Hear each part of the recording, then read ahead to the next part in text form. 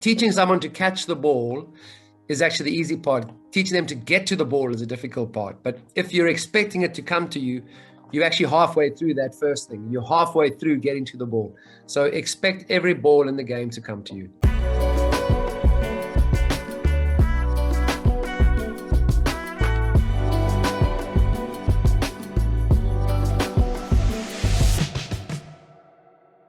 And we talk about fielding specifically. Was there a part of it that you enjoyed more than the other? Like, are you hitting the stumps, catching, outfield throwing, or was it the whole package?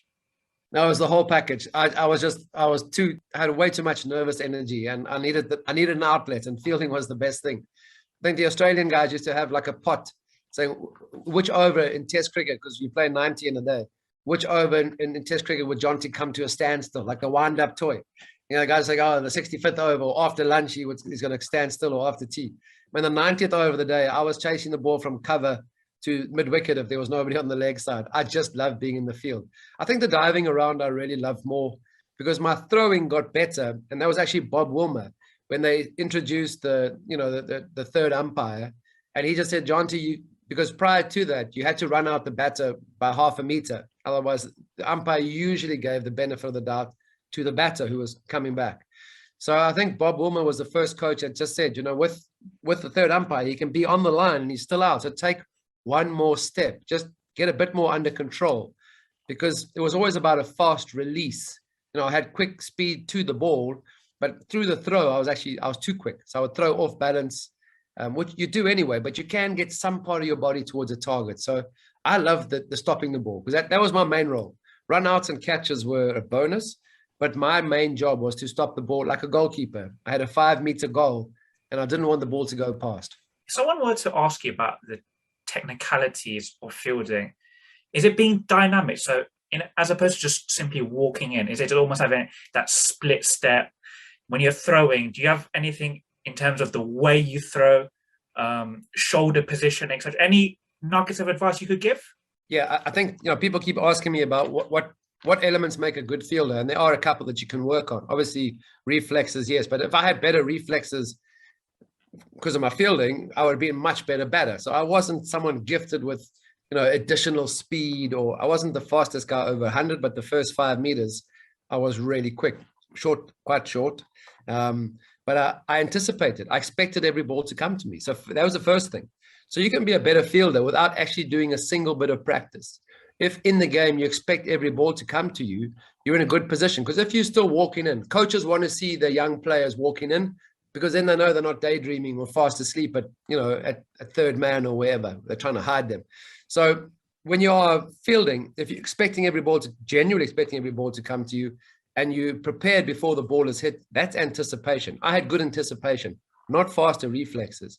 And the main thing for me, whether you're throwing or catching, it's actually about your feet, which is why I encourage other sports, because playing other sports get your body into a good position. So if you're very upright, or if you're still walking in and you haven't done the split jump and you're able to move left or right, I think you always then a step behind. And especially for, in India, I got some tall, fast bowlers to work with, and the guys hit the ball so hard now that if you're not in a low position, they kind of fall onto the ground. And there's a couple of places still around the world where, even though there's grass on the outfield, it's still hard underneath. And if you're falling as opposed to diving, so staying nice and low from a strong base. When you're throwing, it's the same thing. I try and get guys to start by standing still, kind of working up their arms, and just start using your whole body. Because if you're not, power comes from the ground up, whether you're bowling, batting, or fielding, you have to have a solid base. And if without that base, you can risk injury. Your power kind of leaks away.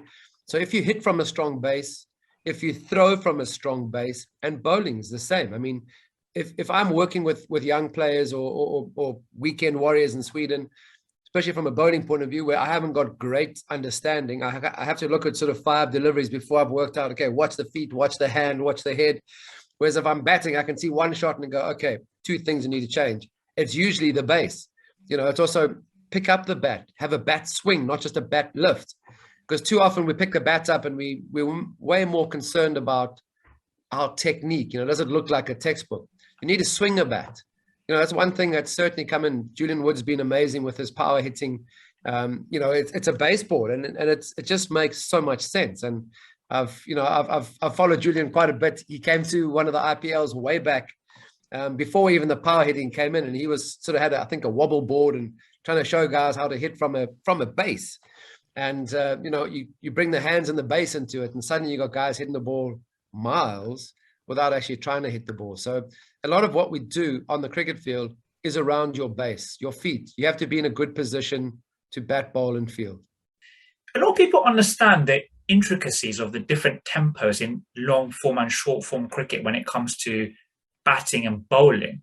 But can you explain the fundamental differences from both the physical skill set and also a mindset perspective when it comes to fielding, differences between the three forms of cricket now? Well, I think white ball cricket, whether it's the 20 over or 50 over, fielding has become such an important element. So, it's the power plays on, the guys play incredible shots. I mean, you're chasing 400, and if you've scored 400, doesn't mean you've won the game these days. So the fielding element is really important because guys give you half a chance. They're always taking the fielder on, whether it's from the boundary. So from a fielding perspective in limited overs cricket, whether it's 20 or 50, I still think expecting every ball to come to you, because if Josh Butler's batting, it doesn't matter where you're fielding, the ball is going to come. AB de Villiers is batting, it might not be at international level. They don't call him Mr. 360 for nothing.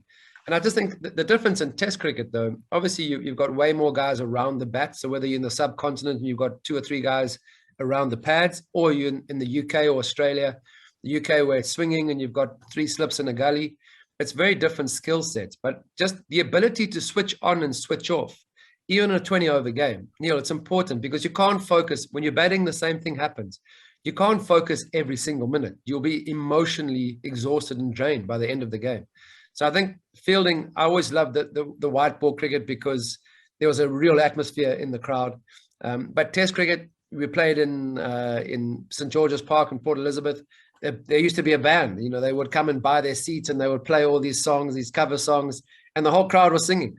I think Mike Atherton at one stage had to ask the umpire, Steve Bucknell, to tell me to keep quiet, not because I was singing, but I was making too much noise at backward point. So I don't think the English team enjoyed the band too much at St. George's that year. But just that the ability to focus, because, I mean, the same thing in Test cricket. If you give Virat Kohli a second chance or Joe Root a second chance, you don't want to be dropping him in the slips, because if he's on 30, he's going to get the double 100, So fielding in Test cricket is just as important, because if you can back up your bowlers, keep building the pressure, that's just as good as almost taking a wicket. It actually is what usually does lead to a wicket in Test cricket. If the bowlers are bowling sort of on the right areas, then as a fielding team, you do have to back them up. Yeah, then when you moved into the coaching world, South Africa fielding coach, you're involved in the IPL Mumbai, you had a stint with Kenya as well, you've got the Swedish project currently as well. You've seen a lot of great fielders try it after you, the greatest probably ever. Who is the best fielder in the world currently at present, in your opinion? Someone like a Jadeja is incredible. Ben Stokes, I think, he fields all around the ground. In the slips during the Test matches, he takes incredible catches in the hot spots. In limited overs cricket. But Jadeja for me is somebody who certainly is so quick in the outfield. He produces results and he's so deadly accurate with his throw. I hate it when guys throw sidearm. He's the one player that I just say, leave it. You throw it because it's working. If it's not broken, don't fix it. The rest of the guys, I'm saying, come on, Malinga's retired. Don't throw round arm. Be in a stronger position. The youngster came to you for your best piece of advice on fielding. What would you tell them? I think the key for me is expect every ball to come to you. Because like I said, teaching someone to catch the ball is actually the easy part. Teaching them to get to the ball is a difficult part. But if you're expecting it to come to you, you're actually halfway through that first thing. You're halfway through getting to the ball. So expect every ball in the game to come to you.